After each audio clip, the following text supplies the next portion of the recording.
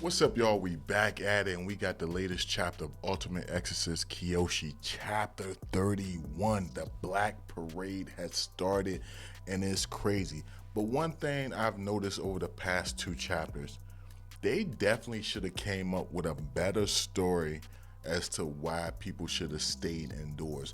Because this severe rain, it's not keeping people indoors. People are still venturing out and on the verge of being taken down by these demons. They should have said, yo, maybe a hurricane, a snowstorm, not even a snowstorm, because I feel like that's just as bad as saying rain. But they should have said like a hurricane or something like that, a tropical storm, something to scare people from coming out. I feel like dangerous rains, you're still going to have those people who are going to risk going outside, like we've seen in this chapter with this guy in the first panel, and like we've seen with the two young ladies in the previous chapter. So I just feel like they should have came out with something better than that. Maybe someone is on the loose, a straight vile person. I don't know if I can say the real word on YouTube, but like someone who you need to avoid at all costs. We've seen them in this area. Please go inside. It's a curfew. They should have did something like that, because the raining, it's not keeping people inside. But we about to get into it, man. Make sure you subscribe. Hit the bell for all notifications. Let's get into it. So like I said, the very first panel, you got a dude working at a store. It's crazy that they would still allow the store to make people work throughout the city. You would think they'd say like, yo, all business need to be closed at this time. But anyway, you got it where he's like, yo, I guess the storm is keeping people from coming outside, but it's not even raining. And this dude steps outside and he's looking around, he's looking at the weather, whatever the case may be. And then you have it where a demon's behind him and it's about to devour him.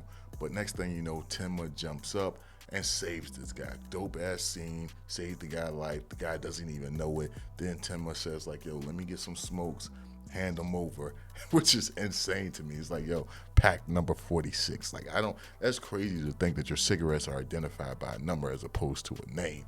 That's insane to me. But you got it where he's saying like more demons are coming out than what he was expecting and what he was anticipating. So he suggested him and Kiyoshi go separate ways, but keep an eye on the hole to make sure nothing real powerful comes through.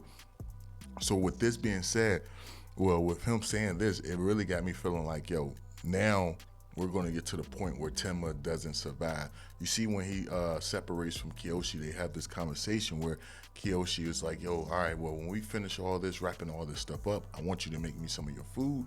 And Tenma says like, yo, I'm going to make you as much as you can handle until you're sick of it. And I don't know, this really makes me feel like, yo, dang, I hope Tenma don't get taken out. He's such a likable character. But everything is looking like it's leading to that. Just the way the story is going with them separating and going on different paths and what happens later on in this chapter, I just really feel like it's leaning more towards Tenma not surviving. Not only Tenma, but Hijiri. What's his name? Hijiri. I don't think he's going to survive as well because just the stuff we get in this chapter. But we about to keep going, man.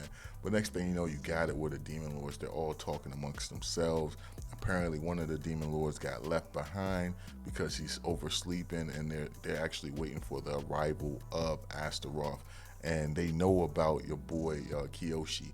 Now you have it where they say pretty much they want to make sure that they kill all of them. All the exorcists that's on the ground taking out the demons, these demon lords want to make sure they eradicate every single one of them. And then we find out that one of the demon lords is related to the very first demon lord that we seen Kiyoshi finish off at the beginning of this series when it first started. We find out that this guy's his brother. They look very similar. Now that I look at it, I didn't even catch it in the first chapter, but yeah, they look very similar. But you find out that his older brother, which is crazy, it's the older brother, was the weakest among the demon lords. So you got it where they're saying like, yeah, they shouldn't even be proud that they defeated my brother, but I'm not going to let myself get carried away that this guy finished off my brother. It is what it is. That's Astaroth target, and I won't interfere with it. But you have it where one of the demon lords look at him, and she's kind of like insane and crazy. It looks like she's like stabbing paper or stabbing herself, saying like, nah, I want to take out Kiyoshi because he caught the eye of Astaroth, and no one should catch his eye but me. So I'm going to take his life, then I'm going to take my own life, to atone for my sins. And it's just like, what? Yeah, she's straight crazy. She is straight crazy, but I'm guessing Astaroth told them not to touch Kiyoshi. That's his prey. But you have it where the bigger one is a bigger lord, and he's saying that he's the weakest. So I'm curious if he really is the weakest or not. And you got it where they're just looking at him like, yo, you look so gross. Why are you even here? And he's like, yo, I'll prove my worth. I'll show you guys that I'm worthy of being one of the demon lords just like you.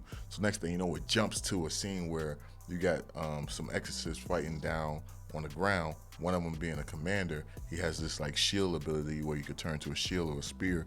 He manages to wipe out the demon he's fighting, and you got two other, exorcists that's near him saying like, yo man, he really did it.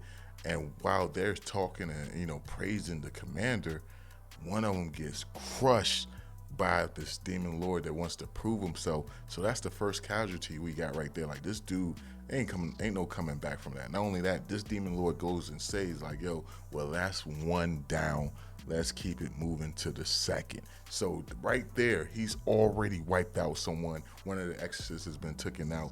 And in this series, it doesn't seem like people come back. Once they wiped out, they're gone.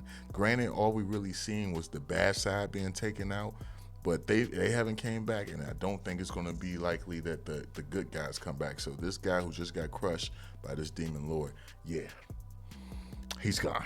He's definitely gone. But you got it where this demon lord goes on for his next kill, and he goes to fight this commander. He goes to punch the commander. He blocks it with his shield ability, although it looks like his shield is bent up and kind of broken, because he got a shield on each hand, broken from this one blow from the demon lord. And he says like, yo, this guy's extremely powerful.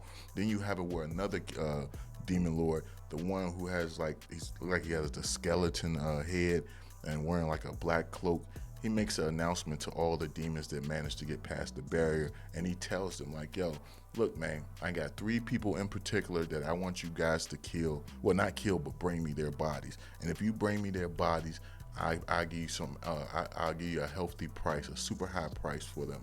And the people he named is Tenma, Kyoka, and he also names Hijiri. He names them 3 people, saying like, yo, bring me any one of them or all of them and you will get paid. And it's just like, yo, dang, he put a hit out on the strongest characters in the series next to Kiyoshi. And I'm curious how this is going to go down. But you got it where Hijiri is looking from afar and he's standing there. Next thing you know, he summons his Blade Runner, dying pole. And this scene looks so crazy. This panel just looks so beautiful. And you got it where he slashes the arm of that giant creature coming out of the gate. You got it where all of the lords that's still in the hand managed to dodge the slashes outside of the guy who made the request, who made the bounty, who put the bounty on their heads. He's the only one who got slashed in half. But at the same time, even though he got slashed, he's still talking. So I don't think that was a fatal blow for him. Maybe he can regenerate.